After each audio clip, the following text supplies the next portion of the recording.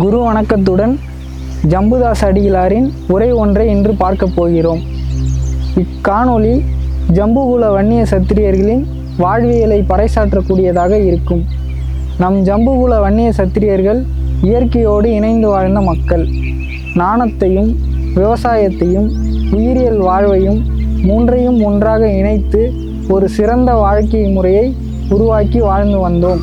அதாவது சங்க காலத்திற்கு முன்பாக குமரிக்கோடி எனப்படும் குமரிக்கண்டம் என்ற அந்த பரந்த நிலப்பரப்பில் ஜம்பு மகரிஷி அவர்களின் வழிகாட்டுதலின்படி ஜம்புகுல வன்னிய மக்கள் மெயினான வாழ்வியல் முறையில் விவசாயத்தை உருவாக்கி வாழ்ந்து வந்தோம்.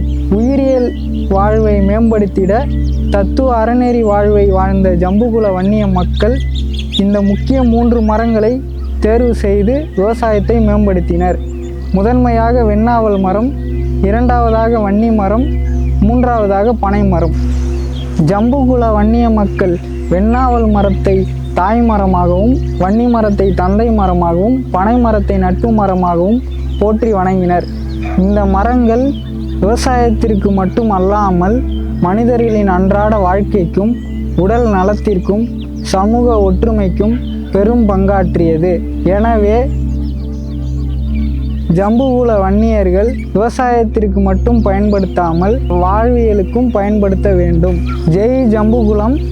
அடுத்த காணொளியில் மரங்களின் தன்மையை பற்றி பார்ப்போம். நன்றி.